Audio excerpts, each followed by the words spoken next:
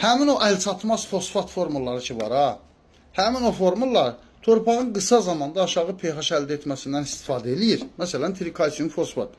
4 hidrogenlə ion mübadiləsinə gedir, ion reaksiyasına girir. 2 mol H2PO4 anyonu və 3, yəni bitkinin qəbul edə biləcəyi fosfor forması və 3 mol da saf kalsium iyonu əmələ gətirir. Yəni 3 mol saf kalsium iyonu da bitki üçün ən mənimsənilə bilən kalsium formasıdır. Hansı ki, məsələ elə təqdim olunur ki, fosfata çevrildisə, məsələ öldü. 60 il ölkədə elə torpağa fosfat tətbiq edirdik də. Superfosfat tipli, tripli superfosfat, nə bilim, belə də, hətta mənim yadımdadır ki, vagonlarla birbaşa qaya fosfatın üyüdülmüşü gəlirdi ölkəyə. Heç bir problem də yox idi. Cəmaət onu tətbiq edirdi sahəyə. Yəni, aşağı pH-da trikalsium fosfat parçalanırsa, pH qalxdıqca, yəni dediyim kimi də 4 hidrogenlə reaksiyaya girib parçalanır. pH qalxdıqca, 7-yə yaxınlaşdıqca dikalsium fosfat 2 hidrogenlə birləşib eyni məhsulları istehsal edir. pH neytralın üstündə olduqda monokalsium fosfatla bir hidrogen reaksiyaya girir və saf kalsium və H2PO4 anyonunu istehsal edir. Və yekunda yenidən pH qalxır qısa zamanda. Yəni, yüksək pH-da gedən reaksiyalar daha çoxdur. Aşağı pH-da gedən reaksiyalar daha azdır.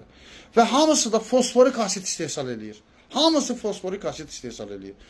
Əlavə fosforika ehtiyac yoxdur. Sadəcə sulamasını düzgün ver və hərdən bir də qumatını ver. Məsələ bitdi.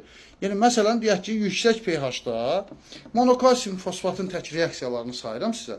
Tək monokalsium fosfat, hələ trikalsium fosfat var, dikalsium fosfat var, bunlarsa tək monokalsium fosfatın reaksiyaları. Məsələn, sulfat turşusu verilirsə, pH salıcı kimi az bir miqdarda, yayda, deyək ki, hər hansı bir gübrə versən, onun daxilində, tərkibində bir pH salıcıdan istifadə elədim, verdim. Bu pH az miqdarda avtomatik gips və ortofosfat turşusu yaradır. Yəni, monokalsium fosfatla reaksiyaya girib, avtomatik gips və ortofosfat turşusu. Əgər torpaq xlorludirsa, deyək ki, xlorlu torpağımız var. Bunu da ciddi bir problemə çevrilir. Kalsium xlorla ortofosfat turşusu yaranacaq. Karbonat turşusu ilə reaksiyaya girsə, dolomitlə ortofosfat turşusu yaranacaq. Karbonatı hardan gətirəcək desəniz, o zaman su ilə karbondioksitlə reaksiyaya girəcək. Dolomitlə ortofosfat yaradacaq yenə də.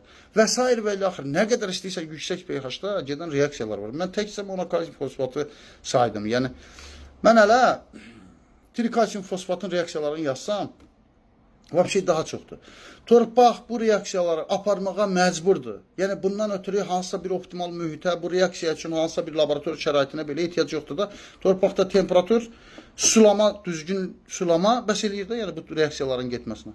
Yəni, az miqdar asidlə pH oynaması yaratmaq yetərlidir. Çünki bu reaksiyalar zaten açar-qaçar baş verməsinin səbəbi elə hidrogeni rasxod edib pH-ı qaldırmaqdır. Çünki bitkinin həmin dövrdə yüksək pH-a və makroelementlərə ehtiyacı var.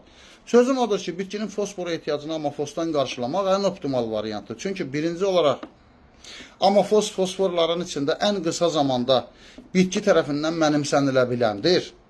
İkincisi, mənimsənilməyən fosforlar bitki üçün əlçatmaz fosforlara çevrilib, torpaqdan yuyulmadan rizosferdə toplanır. Yəni, bu yuyulmamağın özü bir üstünlükdür. Bu yuyulmadan rizosferdə toplanır və saydığım reaksiyalar başlayır və pH-ı hərəkətli saxlamağa davam edir. Amofosun özü. Heç sənin hər hansı bir asidlə pH oynatmağa belə ehtiyac yoxdur.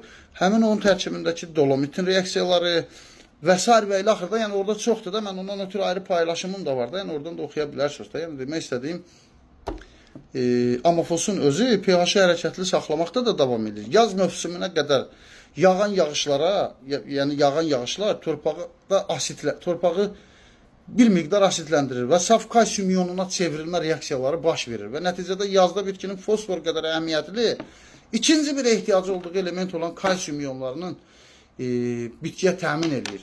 Və bitkilərdə yetərincə meyvə kalibri əmələ əldə etdikdən sonra belə deyək, hətta belə deyək, meyvələr toplandıqdan sonra belə yüngül asidli sulamalarla bitkiləri yayın ortasında saf kalsium iyonları ilə, kalium iyonları ilə, magnezium iyonları ilə təmin etmək mümkündür. Yəni, az bir miqdar. Elə nason belə, yəni bu fosfatlarla, yəni bu tutulmuş, əldən çıxmış nə bilim məhv olmuş fosforla zaten torpağın öz reaksiyaları yetərincədir.